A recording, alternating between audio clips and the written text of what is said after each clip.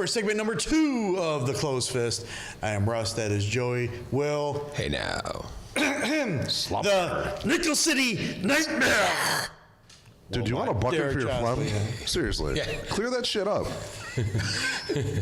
Somebody Halls? So I was going to say, somebody give my man a lozenge. Yeah, a loss. I think I just blew out a vocal That's a cord. great word. Do we get paid for saying Ricola? That's a great word. No, lozenge. That was a great word. Oh my God. A lozenge Cup of tea with some honey? Yeah. Okay. We're going to be reversing everything this week, aren't we? Oh my God. Coming from the Transit Lounge of Music. The Lounge of Music. A lounge of music on the road of transits. By the way, I'm going to put both the Closed Fist and the Transit up as a sponsor thing like I did with Furnish Inc. I'm totally doing it like the whole Woken thing. Yes. Hold on. Would you be the Nightmare of Nickel City? Is that how that goes? Yes. Hold on. Huh? Wonderful. Kick him. No, sorry. God damn it, you're converting me. Yes. Yes.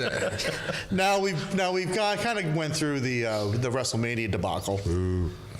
Yeah, we can't waste We any can't waste more more time time on that. on that. Just We wasted despite 7 the fact hours that you're watching it. Still pissed off about it. I thought the vent session would help. It hasn't. It just reaffirmed He your is anger. salty as hell. I don't know. Do you have a heavy bag I can borrow? Yeah. Okay, cool. He wants to do something here. You're not getting it back. He's got to get home to DVR Total Divas. It's fine. And then use your heavy bag. I'll jump over. I'm sorry.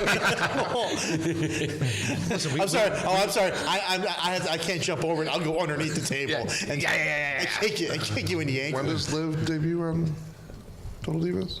Sorry. Oh Lord! Don't worry.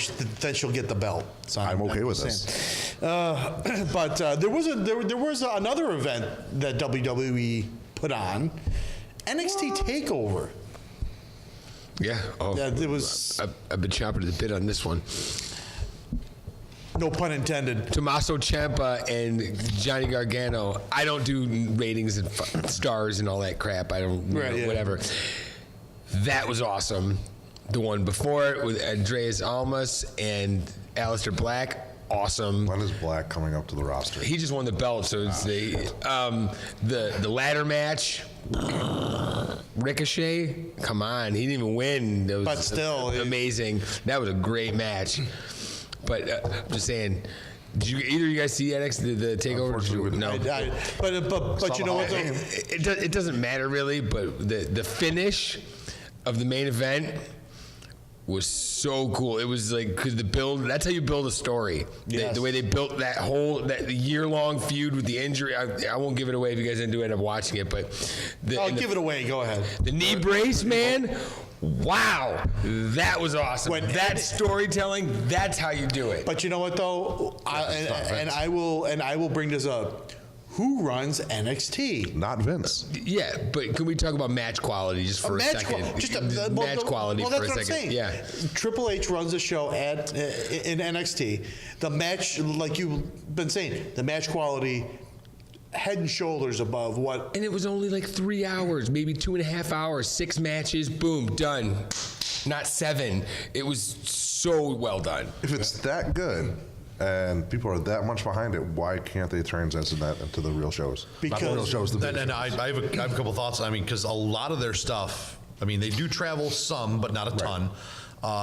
It's like the old school WCW based out of Atlanta. You know, is it, you know, can you say like, oh, because most of their stuff is done at Full Sail, they don't travel as much, they have more time to work on the craft. You know, they have more time to work together, to plan together, to get used to working with one another, as opposed to your main roster guys who on Monday we're in Buffalo, on Tuesday we're in Rochester, on Thursday we're in Connecticut, on that Friday easier to we're in build New a York show City, around when you're all and then together. you know, we might have a day or two off, but we're traveling from there to Colorado for our next show. Like, You have more time to work out the script, the story, the match, the everything. I think that you have. I just think it's just somebody that knows how to use talent. To be honest with you, Well, that too, because I think, and I brought this up to Will, or I think we were talking about this before the show. You have so much. I think there is a lot of talent down in NXT, but it's developing talent. And when you have somebody with the actual in-ring experience of Triple H that has seen everything, not just from outside the ring in the business, but from inside the ring as well, I think he's better in tuned about how to use their strengths. I mean, is it that, or is it, talking about like a good, like a player who transitions well into a coach?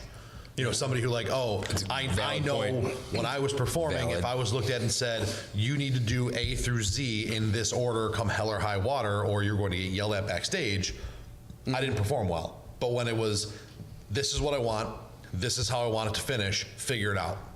I did well, and I was able to tell a story in the ring. I was able to Tell the story. I was able to use, my abilities to do what I need to do, versus Vince saying, this guy wins, and I want it mapped out like this. I want no flaws. Well, the problem is then it looks robotic. It looks like a. Well, yeah, you have. What you have. I'm sorry. Some of the main roster stuff starting to look like a video game. Horrible. It's starting to look like a video game. Yeah. Well, I think. What was it Randy Orton said? High point. Yeah, high spot. You deserve it. You deserve it. Mm-hmm. Whatever. But you know what? Well, guess what? Your product sucks. So you can say what you want about the high spot monkeys, and about the guys that the crowd's saying fight forever and all that and all that stuff. People are watching that.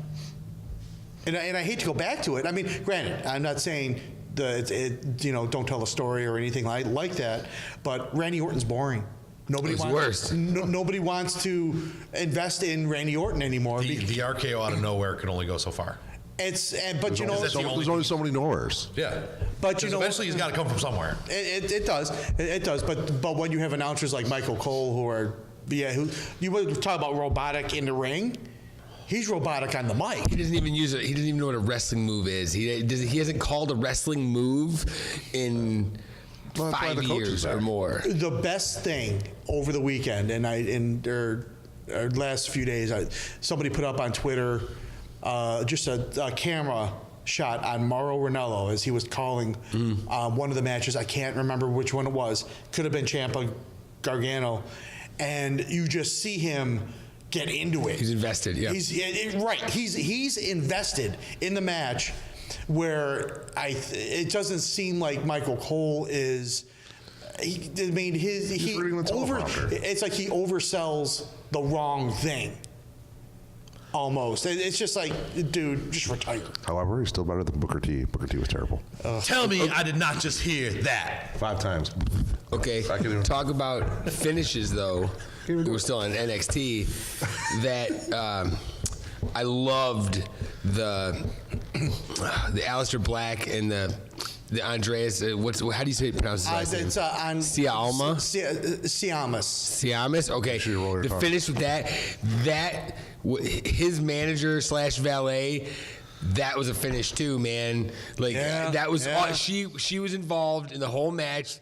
Worked the heel angle the whole time, raking his eyes, whatever it was, scratching, and then because she made him lose at the end when she came off the top rope.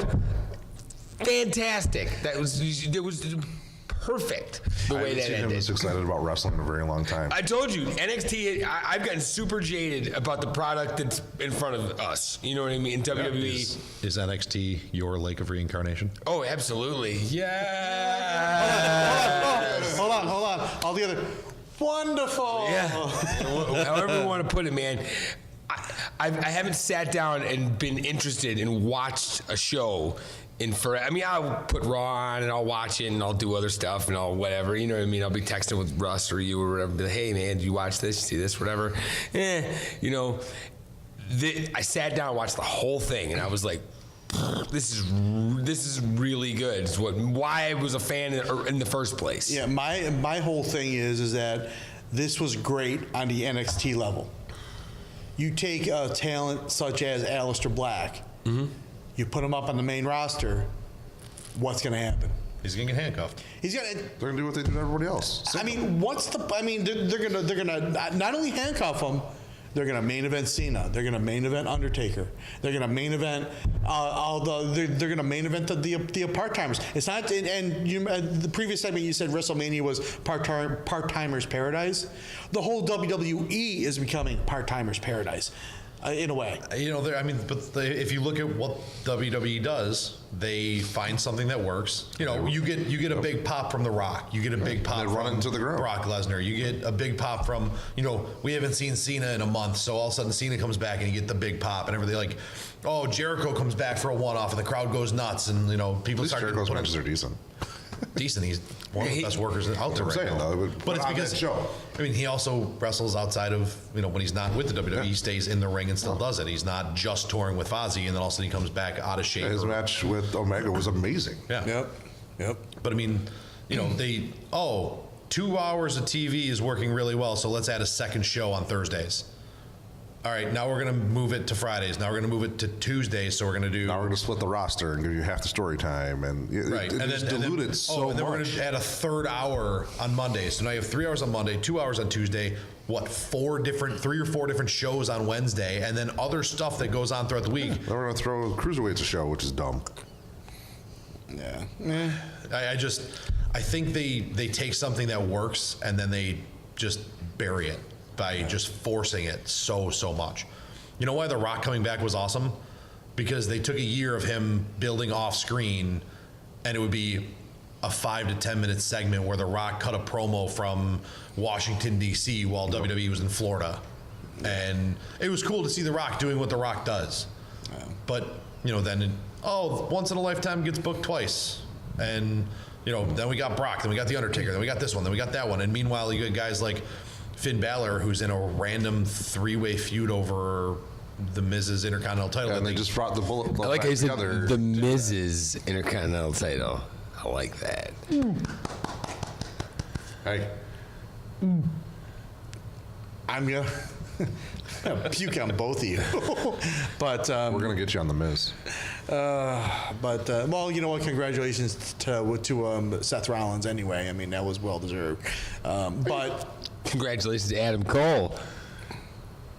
that's right. Adam Cole, baby. Oh, look at you! Awesome. Look at you! I almost F-bombed it. That ladder match was awesome. The last thing I'm going to say about NXT, that ladder match was awesome. You two need to watch it. But there are a couple of interesting talents that were in that ladder match. Ricochet. Other than Alan Cole, not even Ricochet. A couple of guys that Vince might like. Lars Sullivan. He looks like he needs to be part of War Machine. He does. He's got the same outfit, the whole deal. No, he just looks. Oh wait, Lars Sullivan. Who's the other big guy who was in that? No, that was Killian Dane. Killian Dane. Sorry. Yes, Killian Dane yes, looks like he needs to be a part of that, and Lars Sullivan just looks like an angry bald guy. Yeah, he looks like. Enough of those. But he doesn't have a beard, so. Oh, that's terrible. Right. Yeah, no, that was. Bearded people you can't be trusted.